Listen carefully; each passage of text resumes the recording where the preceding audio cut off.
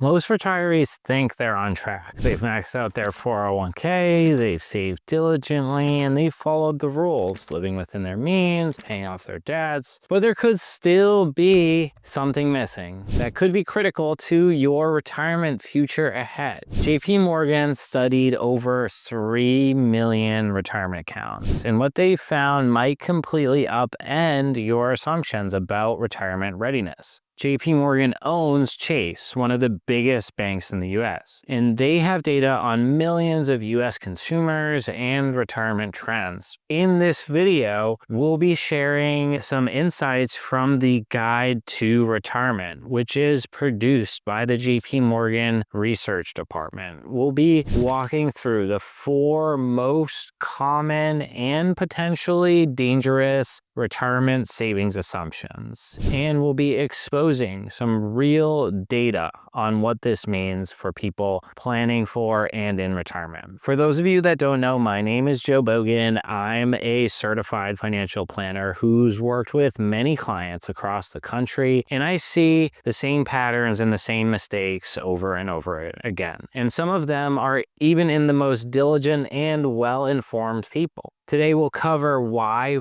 401k maxing out might not be enough to maintain your lifestyle, why the standard 4% withdrawal plan may miss the mark, and the lifestyle traps for retirement well-being, as well as how your expectations about future work and longevity could very well be wrong. Let's start with the question most people ask. Maxing out your 401k. Is that a retirement plan? It is not a retirement plan. Many people believe that if they're hitting their max on their contribution limits, they are going to be ready to retire. But that belief is especially risky for high earners or single income households. In fact, a chart here from JP Morgan shows how higher income households need to cut either expenses or dramatically save more above their 401k max to make up and completely replace their income. Because the 401k savings and Social Security taxes typically don't replace income above certain levels as salary increases. For example, you can see on this chart, a household with an income of about $200,000 will only replace their income by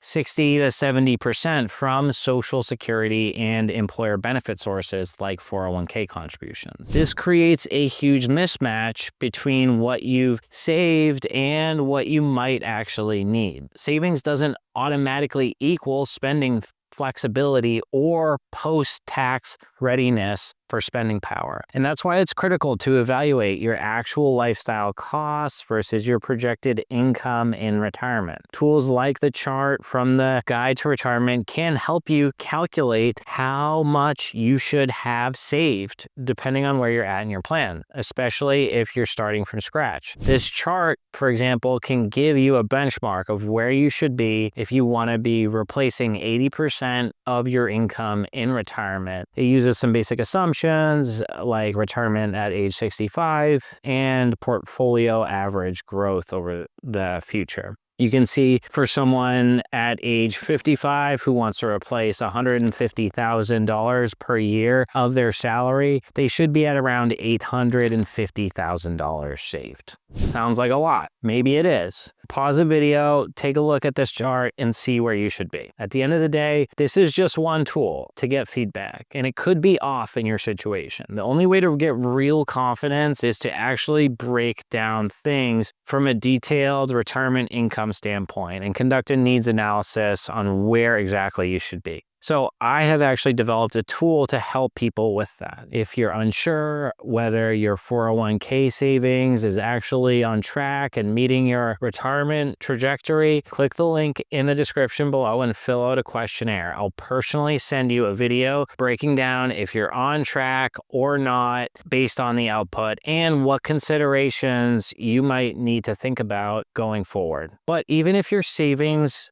looks good on paper and everything checks out there. What happens when you try and live off those savings? That's where plans have risk of unraveling, especially if they're relying on outdated rules. The next area most retirees are way off on is how to conduct a withdrawal plan for their retirement income planning. The 4% rule is widely known and frequently misused. It doesn't account for sequence of returns risk or market timing, or for retirements that could be years longer or shorter than what the 30-year 4% rule was based on. And more than half of retirees experience spending shocks or negative market returns unexpectedly early in retirement. According to JP Morgan, most retirees will face a spending shock over and above their planned income at some point in the early years of their retirement. And that's why fixed withdrawal strategies can be potentially dangerous to rely on. If the market drops early in retirement and or your spending shock occurs, your plan might not be built to adapt or recover. And that creates potential for stress or instability. But also, and potentially more importantly, fixed withdrawal rates may be excessively conservative in many other scenarios for individuals and families. This chart here shows that most portfolio strategies will have high confidence in their sustainability at 4% withdrawal. But there is a dynamic interplay between how you are invested and how much income you can take sustainably from your portfolio. Instead of relying on a one-size-fits-all approach, consider dynamic withdrawal strategies that take into consideration a variety of factors, including your personal risk tolerance. Academic research on retirement guardrails shows that retirees can potentially spend even more if they're willing to cut back during tough market environments. On top of that, you can layer other retirement strategies. For example, you can use a bucket approach and build a cash reserve or conservative asset buffer to withdraw from when markets are down. This can help you maintain your growth allocations and give you more potential to flourish throughout the potentially many decades ahead in retirement, and has potential to contribute to a better bottom line result with your finances. But withdrawal strategies are just one piece of the puzzle. The bigger issue, most people treat retirement savings and withdrawal numbers like this ultimate end goal. But retirement success isn't just about having enough money. It's about what that money means for your life and what you do at that time, which brings us to our third point from the guide to retirement. Here, it isn't just about saving enough. A big balance isn't the finish line. Without a lifestyle strategy, even a good savings may mean that you're not ready. In fact, 33% of retirees actually felt worse off in retirement. Some of that can be due to financial stress of spending without an income, but these types of feelings vary dramatically from person to person. And if money stress is part of your life, it may be worth considering taking less risk, even if historically that's not financially optimal when we're looking at the numbers. Research from JP Morgan shows that having a guaranteed income source layered in with some investment assets to spend flexibly helps people with their level of confidence that no matter what happens, they're going to have a paycheck coming through and their basics needs are going to be covered. Studies have shown that people with more guaranteed income from either pensions or annuities do have greater satisfaction and confidence in their ability to spend their money in retirement. So even if it means lower potential returns or lower potential total wealth throughout their life, an annuity may be a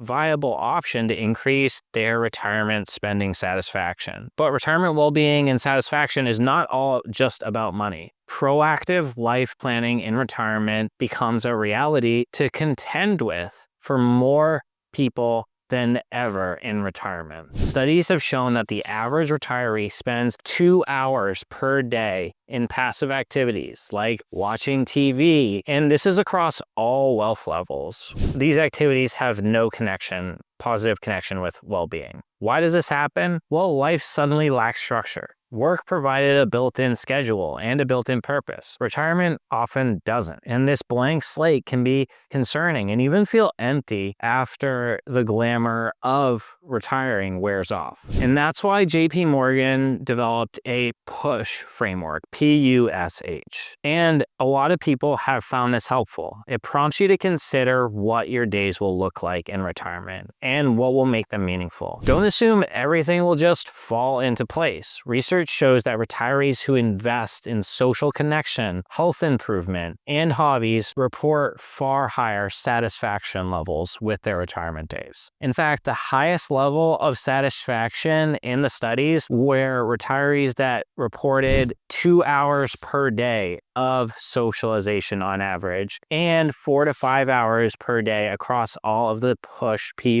areas of life. And even if you've nailed your life strategy, got your savings right, and even have a detailed financial plan for your withdrawal and income years ahead, there's still some significant blind spots most retirees never consider until it's too late. And that's mismatching critical assumptions to what reality might look like. Most people believe it's sensitive to be conservative on things like return assumptions in their plan, but they're often too liberal in their assumptions around areas where they feel like they have some control or knowledge, like how long they're going to be working for or how long they will live for. For example, most people assume that they'll just retire later, but the reality is many retire sooner due to health issues, layoffs, caregiving demands, and most people are wrong about how long they can work for. And it does present a critical risk in their plan if they're suddenly forced to retire before they could be ready. You can see here the average expectation for workers is that they will work till 65, but that doesn't match with the actual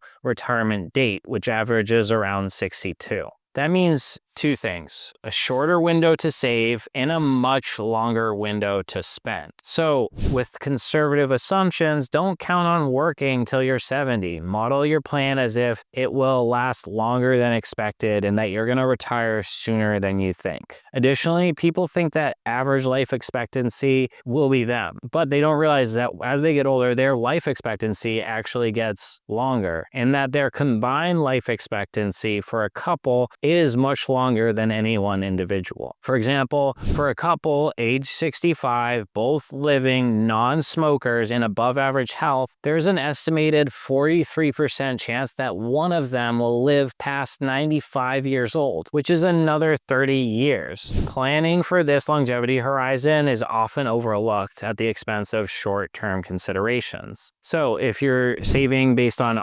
arbitrary targets, relying on outdated rules, or making decisions based on assumptions that just don't hold up to what we expect in real life and in real planning, how do you really know you're ready? The truth is, retirement planning has changed, and the rules that you followed in the past no longer apply. These 4 areas do have potential to trip up millions of retirees, not because they didn't try hard enough, but because they were aiming in the wrong targets. If you want a clear picture of where you stand based on your goals, your income, your lifestyle, I would recommend that you click the link in the description below. It's our free retirement readiness tool. It will compare your plan against real retirement benchmarks to show exactly where you stand and if there's anything what might need your attention. I'll personally send you a 5-minute video walking through what we see. Thanks for your time, and until the next video.